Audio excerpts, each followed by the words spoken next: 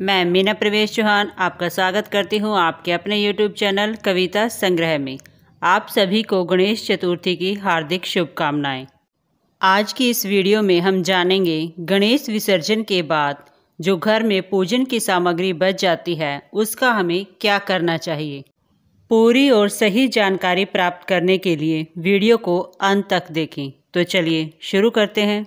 गणेश विसर्जन के बाद जो घर में पूजन की सामग्री बच जाती है, जैसे कलश, कलश का पानी, कलश में डाले हुए सिक्के, सुपारी, हल्दी, कलश के ऊपर रखा हुआ नारियल, उन सब का हमें क्या करना चाहिए। गणेश जी को हमने लाल कपड़े का जो आसन दिया था और आसन पर चावल रखते हैं, इन सब का भी हमें विसर्जन के बाद क्या करना चाहिए, आइए जानते हैं। सबसे पहले तो ध्यान दें, जहाँ भी विसर्जन करते हैं वहाँ जो आपके सहायक होते हैं उनसे कहें कि एक मुट्ठी मिट्टी की हमें पानी के अंदर से ला कर दें। यदि आप घर में ही गणेश विसर्जन करते हैं तो वहाँ से भी विसर्जन के बाद जब गणेश की मूर्ति पानी में अच्छे से गल जाती है तो उस पानी में से एक मुट्ठी मिट्टी की ज़रूर लें। भगवान गणेश का जो आसन आपने बनाया था उसमें उसे डाल दें। वहाँ जो दीपक जल रहे थे उन्हें ऐसे ही जलने दें। विसर्जन वाली मिट्टी चावल के ऊपर रखकर उसकी आरती करें। भगवान गणेश का यह सूक्ष्म रूप होता है। अगले दिन वह मिट्टी आप घर के किसी भी गमले में डाल दें, पर ध्यान रहे तुलसी के गमले में कभी नहीं डालनी चाहिए।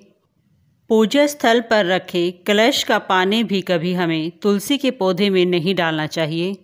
अब विषय आता है लाल कपड़ा, सुपारी, दक्षिणा आदि इन सभी चीज़ों का हमें क्या करना चाहिए।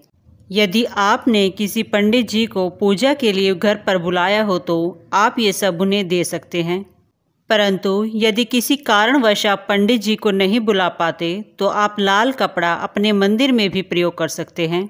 नारियल का आप प्रसाद बनाएं, पर ध्यान रहे केवल मीठा प्रसाद ही बनाना चाहिए। जो गणपति की मूर्ति के नीचे का चावल है उसकी आपको केवल खीर बनानी चाहिए। कलश के नीचे का चावल अपने धान्य में डाल सकते हैं।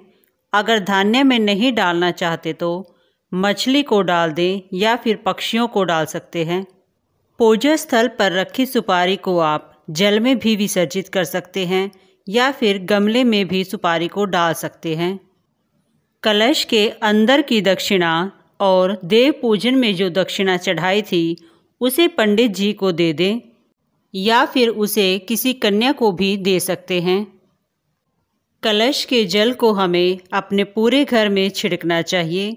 ध्यान देने योग्य बात यह है कि जल का छिड़काव आपको घर के बाहर से प्रारंभ करना चाहिए। वीडियो पसंद आई हो तो लाइक करें और अपने साथियों के साथ भी ज़रूर शेयर करें ताकि सभी को सही और पूरी जानकारी प्राप्त हो सके। आशा करती हूँ कि विसर्जन के बाद से संबंधित जानकारी आप सभी को बहुत पसंद आई होगी। धन्यवाद।